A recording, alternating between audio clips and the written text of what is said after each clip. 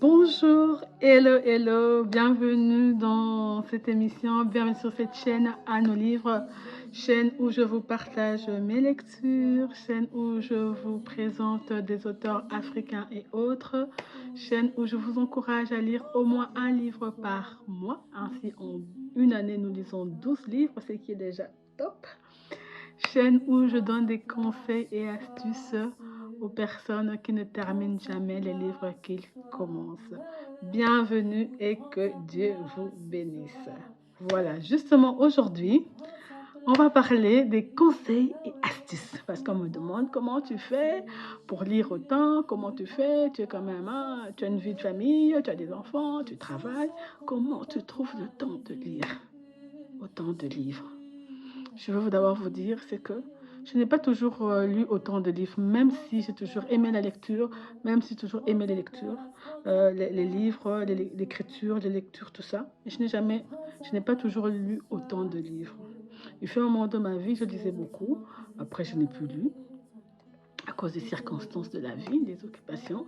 Et puis maintenant, depuis un certain temps, j'ai recommencé à lire. Et pourtant, je suis aussi super occupée et pourtant aussi j'ai des activités à côté. Mais je prends quand même le temps de lire. Pourquoi? Parce que j'estime que c'est important. J'estime que dans la communauté, il y a un sérieux, il y a des lacunes et que nous avons la réputation, à raison je pense, d'être un peuple qui ne lit pas, qui n'aime pas lire. Moi, je peux expliquer ça par le fait que nous sommes issus. Je ne veux pas couper ça parce que voilà, je suis congolaise avec les bons et les mauvais côtés. Donc, issu de la tradition orale. Issu de la tradition orale. Et à cet effet, nous accordons plus d'importance à l'oralité, ce qui est très bien. Parce que de l'oralité découle la solidarité, la chaleur humaine, la fraternité et tout. Mais les mauvais côtés de l'oralité, c'est qu'on perd. On perd l'information au fil des années, l'information est déformée, l'information est perdue, détruite des fois. Alors c'est pour ça, moi, c'est vraiment un battement de cœur de nous encourager à lire, de nous encourager non seulement à lire, mais à écrire et sortir un peu de cet état de victimisation. Oui, on a détruit nos histoires, on a détruit, ça fait 60 ans qu'on est indépendant, donc je pense que on a eu quand même le temps de réécrire notre histoire. Le peu que nous savions, nous avons pu les écrire, on peut le faire. Et maintenant, raison pour laquelle j'encourage non seulement à lire, mais aussi à écrire. À lire, pourquoi? Parce que les peuples, quand vous voyez le peuple juif qui va de l'avant, qui prospère, c'est un peuple qui a développé la culture de la lecture. Quand vous voyez aussi l'Europe des 1800, 1900, c'était une Europe qui avait développé la culture de la lecture. L'explosion économique au Japon aussi, l'augmentation de la connaissance grâce à la lecture. Donc les peuples qui lisent, ce sont les peuples qui se retrouvent au sommet. Nous aussi, notre Afrique, notre belle Afrique, nous aussi, nous devons nous retrouver au sommet. Il y a plusieurs manières et moi, je vous encourage à lire pour aussi que nous puissions nous hisser vers les sommets.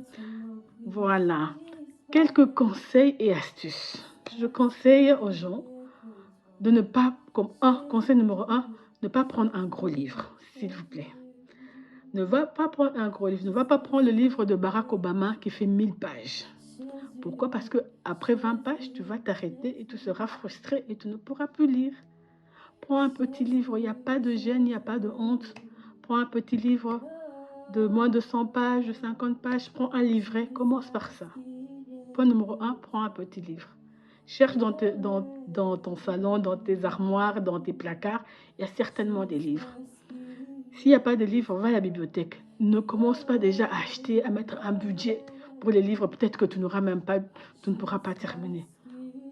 Prends un petit livre. Deuxième conseil, prends un livre qui te parle, un thème qui t'intéresse. Prends une thématique qui va résoudre un problème. Si tu as un ado en difficulté, prends un livre par rapport aux ados. Si tu prépares ton mariage, prends un livre par rapport à la préparation du mariage. Si tu veux monter un business, prends un livre qui parle de business. Si tu veux te développer dans telle ou telle compétence, prends un livre qui te parle. Prends un livre qui résout un problème. C'est là où tu pourras le commencer et le terminer parce qu'il y a un intérêt. Troisième conseil, planifie ton moment de lecture. Il faut planifier ton moment de lecture. Dans ton agenda, tu te dis, moi, je veux lire tous les jours de 7h à 7h30. Planifie ce moment-là. Tu sais que tu dois le lire. Le jour que tu ne le fais pas, tu sais que tu n'as pas fait, tu n'as pas respecté ton rendez-vous. C'est un rendez-vous avec toi-même. Moi, je lis de midi à midi quart. Moi, je lis, tu peux dire, je lis 10 minutes par jour, 15 minutes par jour. Pour commencer, tu te fais des petits, des plages horaires comme ça. Mais tu sais que c'est à ce moment-là que tu lis. Vas-y, prends ce rendez-vous avec toi-même et respecte ce rendez-vous. Quatrième, je vous conseille aussi d'avoir un lieu de lecture si possible. Le lieu de lecture, ça peut être dans le train. Le lieu de lecture, ça peut être aussi chez toi, dans un coin cosy, dans un petit coin où tu as aménagé si tu as de la place, ou même au salon, quand tu sais que c'est calme, tu prends ce petit moment-là, tu t'assieds, tu sais que tu vas lire. Peut-être que les enfants reviennent à 17h, toi tu reviens à 16h30, tu te dis pendant ce temps-là, avant que les enfants reviennent, je lis. Si tu es dans les transports en commun, si tu es dans le train, dans le bus, tu peux lire. Tu mets des écouteurs ou tu mets, même s'il n'y a pas de musique, tu mets tes écouteurs pour ne pas entendre les bruits.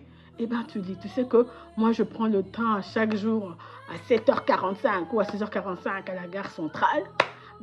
Dès que je rentre dans mon train, je prends mon livre, je lis. J'ai 30 minutes de lecture ou j'ai 1 heure de lecture. Ça aussi, c'est quelque chose de bien. Ce sont des petits conseils que je vous demande de mettre en place.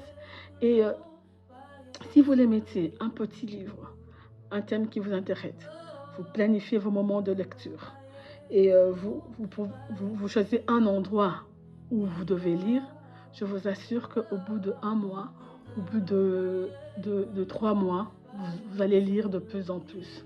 Et aussi, dernier conseil, c'est de diviser le nombre de votre page aussi. Vous vous donnez un objectif aussi journalier. Tu as un livre de 210 pages, tu veux le lire en 21 jours, tu fais 210 divisé par 21. Tu as un livre de 30 pages, c'est toi qui décides, on ne t'impose pas. Tu veux le lire en 2 mois, tu fais diviser par 60. Tu veux le lire en 3 mois, ça c'est un peu exagéré. Hein? Bon, okay. 2 mois, je dis ça va encore. Mais 3 mois, on ne va pas faire 3 mois sur un livre parce qu'on est en train de se challenger.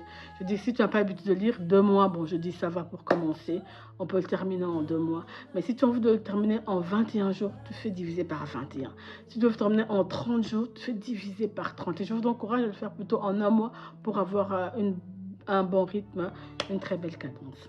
Voilà, c'est quelques conseils pour les personnes qui n'arrivent pas à terminer les livres qui commencent. Quelques conseils pour mettre KO tous ces livres qui traînent dans nos armoires et qu'on n'arrive pas à terminer. Premier conseil, un petit livre. Deuxième conseil, un thème qui vous parle. Troisième conseil, planifiez. Planifiez, planifiez. Quatrième conseil, trouvez-vous un endroit de lecture. Et cinquième conseil, divisez le livre, le nombre de pages au nombre de jours que vous désirez lire. Voilà, c'était Natacha, capsule conseil. J'espère que j'aurai vos commentaires et que vous allez vous mettre à lire. En 2023, nous allons lire. En 2023, nous allons augmenter nos connaissances. En 2023, nous allons mettre KO tous ces livres qui traînent dans nos tiroirs. Je vous souhaite une belle soirée ou une bonne journée. Dans tous les cas, que Dieu vous bénisse.